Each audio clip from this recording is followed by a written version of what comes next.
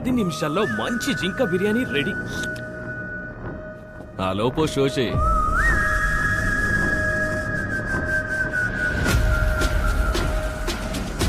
Show చేద్దామా? చేద్దాం.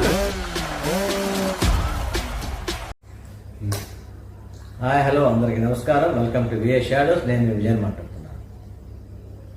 ఇప్పుడు మనం చెప్పబోయే సినిమా రెట్రో. సూర్య, పూజా హెగ్డే, ప్రకాష్ రాజ్, జోజో జార్జ్, నాజర్, ప్రేమ్, ముత్తుకుమార్ ఇంకా చాలా మంది యాక్ట్ చేస్తున్నారు. క్రూ కార్తీక్ సుబ్బరాజు డైరెక్టర్గా, సంతోష్ నారాయణన్ మ్యూజిక్లో వచ్చింది. పంచాయతీలు, రక్తపాతాలు, రౌడీజాలు అన్ని ఈ క్షణం నుండి వదిలేస్తా. ఇన్నేళ్లలో మా జీవితం తన్ని దాదాపు పుత్రులా, నన్ను రాక్షసుడిగా మార్చేసింది. ఈ 9 గొడవలు రక్తం ఏమి నన్ను వదలపోలేను. పోలేవు కూడా. నన్ను చాలా ఏడిపించావు పారి. ఇంతేనే ఇంతే. ఎప్పుడు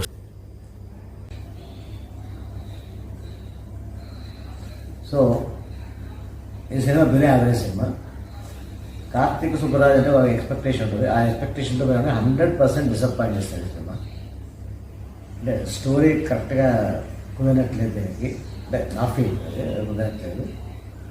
అక్కడక్కడ కొన్ని సీన్స్ జాయిన్ చేసినట్టు అనిపించింది, కానీ ఎక్కడ కంటిన్యూటీగా అనిపించలేదు. అంటే ఆ కరెక్ట్గా స్క్రిప్ట్ లేదేమో అనిపించింది. పూజా హెగ్డే అమ్మాయి గ్లామరస్గా చూసి ఆమె శారీలో చూసి ఒక ఉంది. ప్లస్ ఆ అమ్మాయి మేకప్ డల్ మేకప్ అయిన దానివల్ల ఆ అమ్మాయి పెద్దగా అట్రాక్టివ్ ఎదుగా లేదు, గ్లామరస్గా లేదు. సో ఆ అమ్మాయి పర్ఫార్మ్ ఏముంటుంది ఏం లేదు. కాకుంటే సినిమా అంతా ఆమె చుట్టూ తిరగద్ది. లవ్ అని చెప్పని ఆ లవ్ కోసం తిరగలవు. ఆ అమ్మాయి కోసం మారాలనుకొని లవ్లీ డాన్ దగ్గర ఉన్నంత మారి వచ్చింటే ఆ టైంలో ఏదో ఒక ప్రాబ్లం రావడం, మళ్ళీ అతను ఇట్లా కొన్ని డిస్టర్బెన్స్ వస్తుంటుంది. బ్రిటిషర్స్ ఆ టైంలో మనం బానిసలుగా ఉన్నట్టుగానే ఎప్పటికీ దాన్ని తీసుకొచ్చారు. ఆ బానిసలాగా ఒక దీవిలో బానిసలు, ఆ బానిసలకు లాస్ట్ టైం వచ్చి అనుకోకుండా వచ్చి చేస్తారంటే అక్కడ ఆయన కొట్టుంటాడు, తర్వాత వస్తారని. సో సంథింగ్ బ్లా బ్లా. ఎప్పుడొస్తాడు? అందమైన అద్భుతమైన సంఘటన లేకపోయి ఎన్నో చూస్తారు. ఆడందరి పల్సు పట్టేశాడు. ఇంకా ఏమేం ఆటలాడతాడు? ఊరంతా చప్పట్లు కొట్టి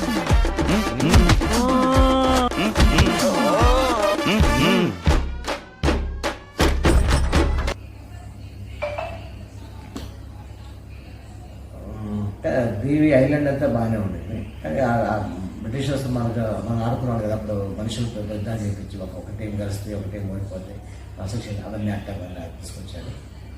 ఇంకపోతే మ్యూజిక్ సంతోష్ నారాయణ్, అతను స్కోర్ బాగానే ఉండింది, మ్యూజిక్ బాగానే ఉండింది. ఓవరాల్గా జోజో జార్జ్ బాగానే చేసేది విధంగా. ప్రకాష్ రాజ్ కూడా అంత పెద్ద క్యారెక్టర్ ఉన్నట్టు అనిపించలేదు. అక్కడ ఒక 5-6 సీన్స్ వచ్చిపోతారు, కానీ ఓవరాల్గా అనేది నాదర్ కొడుకుగా అతన్ని యాక్ట్ చేశాడు, కింగ్ మైకల్ అని చెప్పని. అతను చాలా బాగా చేశాడు, పర్ఫార్మెన్స్ బాగుంది.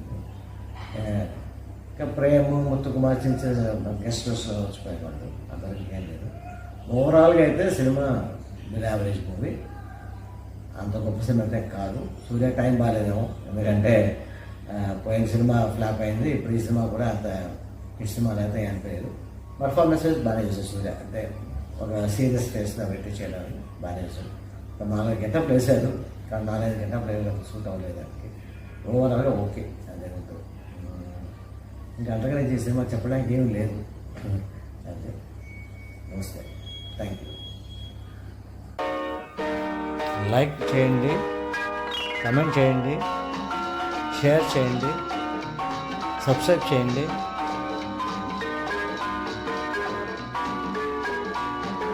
Thank you.